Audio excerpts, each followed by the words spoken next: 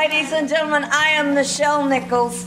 I play Lieutenant Uhura on the original Star Trek. I am pleased, very, very pleased to be here with you.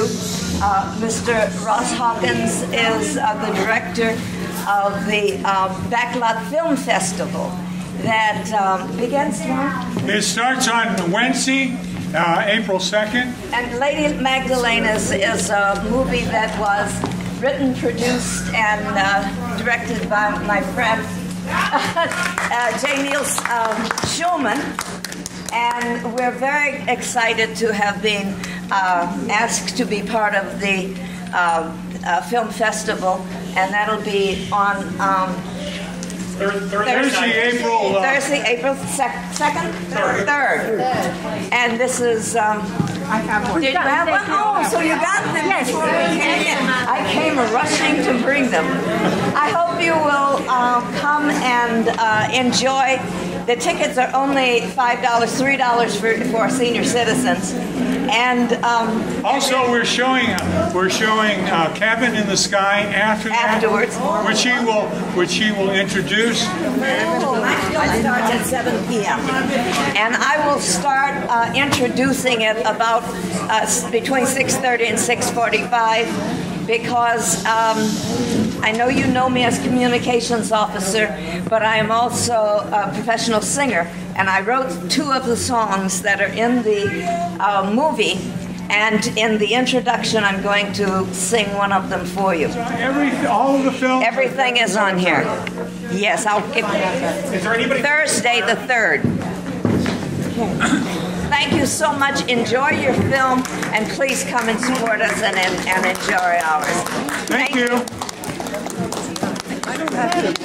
Take a picture of us. All right, there we go. So Lady Magdalene is the owner of Lady Magdalene's. She's from New Orleans and was had a brothel in New Orleans until Rita and Katrina, kind of flooded her out, and she picked up her operation and moved to Pahrump, Nevada. And I love saying that, Pahrump. Now, it really isn't about a brothel. Well, the writer, producer, director, J. Neil Schulman, is really a fine writer. I took one look at Lady Magdalene. I said, this is the one you should go with first. Because it's fun, it's a comedy. Well, I came on board not only to star in the role as Lady Magdalene, but as executive producer. And so with Neil, I began to have a hands-on beyond just the character. And I said, I'm already singing 2 songs in the movie. One that he wrote called Rahab the Harlot. And that's a funny one. It's a great song. Yeah. We do an early Sunday morning church. There are some wonderfully talented young people in the film, and there are a lot of twists and turns in it. Just when you think it's going this way, it jags, and without losing a step, it's still on the same story, but what you thought is going that way, so you got to go that way with it. Yes.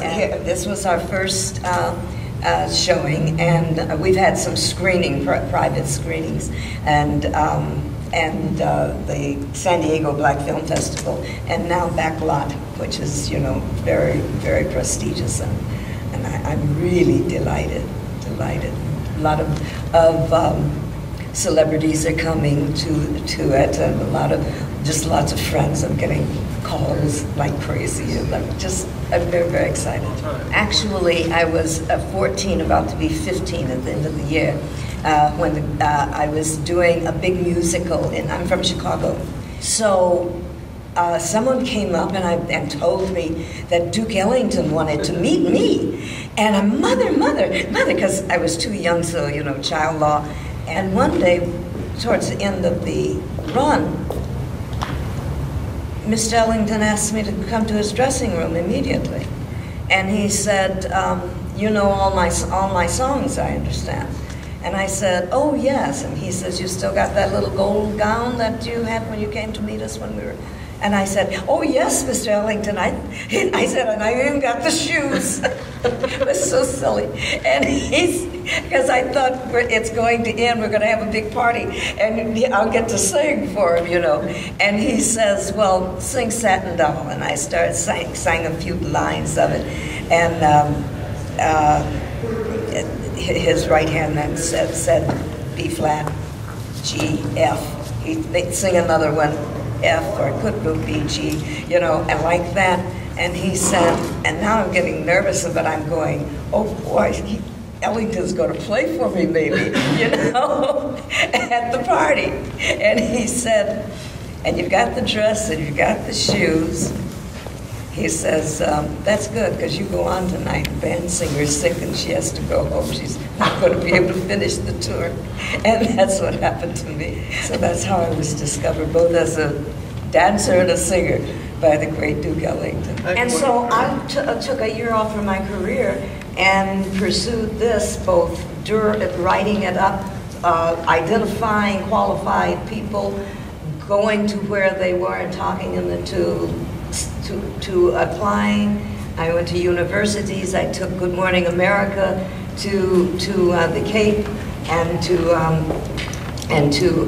Houston. Almost, I raised their applications for overall from like 1,500 to 3,000, almost 4,000, and from less than 100 women, and not in the areas that they were looking for. People like writers wanted to come up and do, and photographers, and they're still looking for scientists and engineers, you know, and physicists. And so those are the people that I went after. And when I finished, they had 1,650 women, all so qualified, they didn't know what to do with them, so instead of trying to take one woman, they took 6. And so I gave them everything. And so they chose 3 African-American men and 1 Asian man. I was almost on an airplane every day. Went to every university that had the hard sciences, you know, the physical sciences. Yeah. And the current acting administrator of NASA is one of Nichelle's recruits. He had applied within the military and was not accepted. As a matter of fact, there were no African-American men or women in this. And when I came on board, I was invited over to the Pentagon. What you're saying is that you just kind of don't want me coming on military grounds. On the military grounds and recruiting. Believe me, I won't interfere in any way. But are the military people required to only apply to you within the military? And they looked at me and they said, no, any American, male or female, may apply to NASA. And so I went on the radio and television and wherever I spoke and said, that's what I said. And Freddie Gregory, and Fred Gregory had applied to the Air Force and had been denied. They had not made the grade, and he applied directly to NASA, and they scooped him up like that. Wow.